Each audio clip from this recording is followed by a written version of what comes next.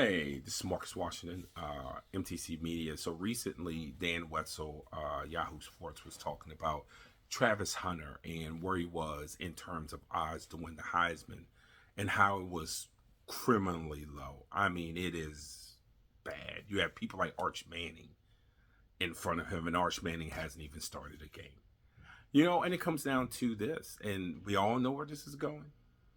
People are going to punish. They're going to punish Deion Sanders because they don't like Deion Sanders.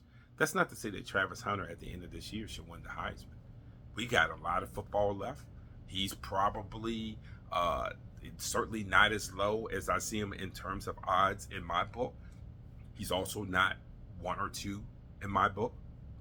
And it could play out where, by the end of the season, this conversation is mute because it could play out where by the end of the season, he shouldn't be in the top three or he shouldn't be in the top five.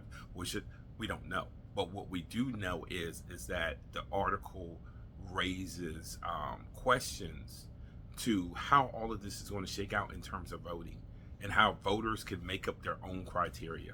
There isn't they can make up their own criteria, which means things get personalized because the same people who are criticizing Deion for not liking the way he runs this program, some of those people are going to be the same ones that vote. You're going to tell me they're going to be unbiased?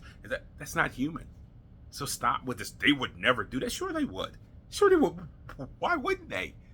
I'm not giving them the benefit of the doubt. Why would I give any of the voters the benefit of the doubt? For what? We've seen crazy voting in the Heisman. Now, the Heisman Trophy is not as important as it used to be. It's widely symbolic. When I was a kid, it was a big deal. It's not a big deal. It gets you on a pretty cool commercial of the Heisman House, but it's not that big of a deal that it once was. But I will say this, and people will talk about record. You can go back through the Heisman voting, and records are not always in tune with who wins. You can say that there was people who already played both ways. There's no one that played at a power conference. Listen to me, at a power conference that played both ways. This many plays every game. What he's doing is truly amazing because he's doing it at the level that he's doing it. I will say I do believe that's being underappreciated. Does not mean that he will win the Heisman, but it is being underappreciated. And it would be appreciated more if it was under a different coach. And that cannot be argued because a lot of you all let Deion put you in your emotions.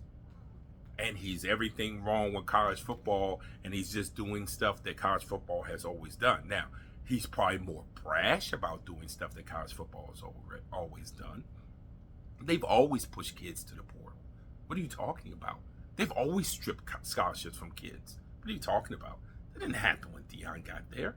You had bagmen back in the day, so he always got paid. Don't talk about, well, look at him. He's just trying to promote his son. Have you ever seen college coaches?